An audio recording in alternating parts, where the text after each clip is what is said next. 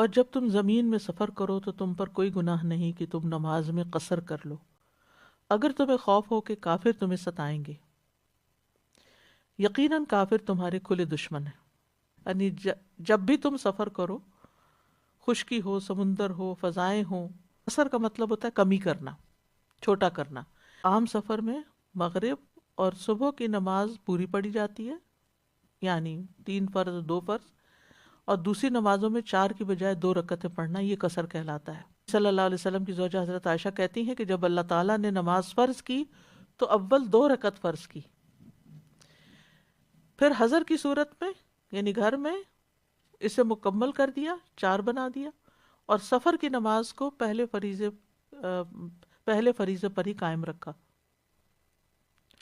قصر نماز پڑھنا نبی صلی اللہ علیہ وسلم کی سنت ہے۔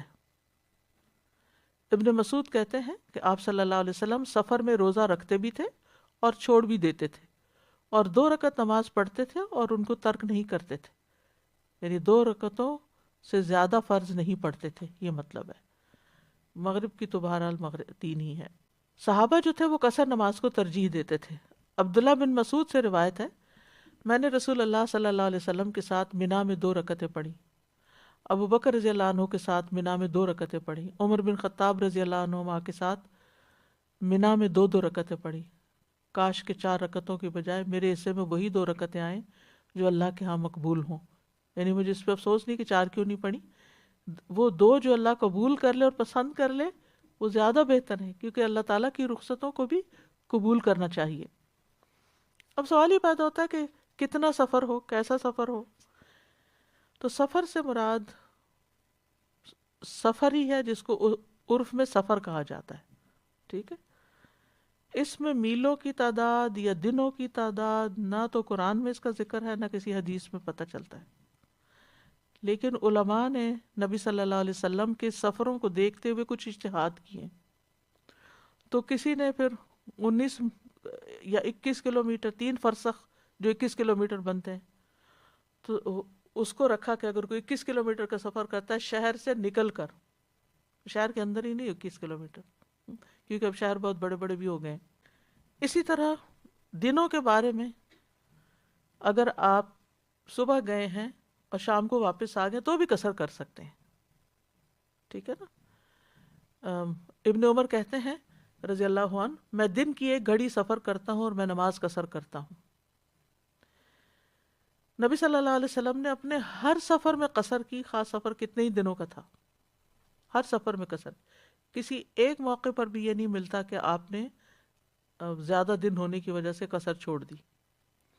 اسی طرح راستہ پر امن بھی ہوتا تب بھی آپ قصر کرتے۔ ابن عباس کہتے ہیں رسول اللہ صلی اللہ علیہ وسلم نے مدینہ سے سفر کیا، آپ کو اللہ عز و جل کے علاوہ کسی سے خوف نہیں تھا، لیکن پھر بھی آپ نے واپس لوٹنے تک 2 رکعتیں ہی نماز پڑھی۔ سفر میں سنتیں اور نفل نہیں ہوتے، ٹھیک ہے، سوائے فجر کی سنتوں کے۔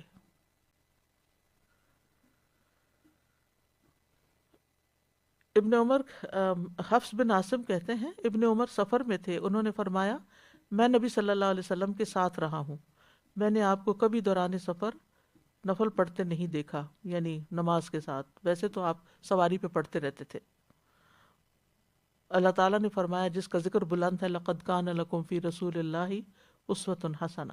ابن عمر کہتے ہیں کہ رسول اللہ صلی اللہ علیہ وسلم سفر میں فرض نمازوں سے پہلے اور اس کے بعد میں سنتیں نہیں پڑھتے، لیکن فجر کی سنتیں آپ نے کبھی بھی نہیں چھوڑی، وہ ادا کی ہیں، وتر بھی پڑھے ہیں۔ پھر فرمائے ان خفتم ان یفتنکم الذین کفروا، اگر تم ڈرتے ہو کہ کافر تمہیں فتنے میں ڈال دیں گے، یعنی حالت خوف ہو۔ یہ بات کیوں کی گئی؟ اس کا مطلب یہ ہے کہ خوف کی حالت نہ ہو تو قصر نہیں کر سکتے، نہیں کر سکتے، اس کے اوپر دلائل گزر چکے ہیں۔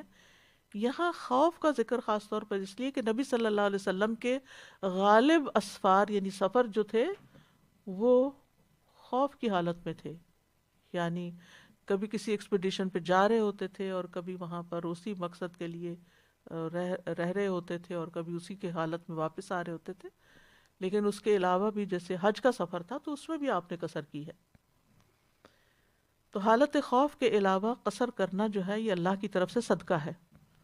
یعلا بن امیہ کہتے ہیں میں نے عمر بن خطاب رضی اللہ عنہ سے کہا کہ اس آیت میں لیس علیکم جناح ان تقصروا من الصلاۃ ان خفتم ان یفتنکم الذین کفروا، کہ یہاں تو خوف کی بات کی گئی ہے، تو اب تو لوگ امن میں پھر کیوں قصر کرتے ہیں؟ تو انہوں نے جواب دیا مجھے بھی اس بات پہ تعجب ہوا تھا کہ قرآن میں تو خوف کا ذکر ہے، تو میں نے رسول اللہ صلی اللہ علیہ وسلم سے اس بارے میں سوال کیا تھا، تو آپ نے فرمایا یہ صدقہ ہے، یعنی رعایت ہے جو اللہ نے تم پر کیا ہے، اس لیے تم اللہ کا صدقہ قبول کرو، یعنی اس رعایت کو اختیار کرو۔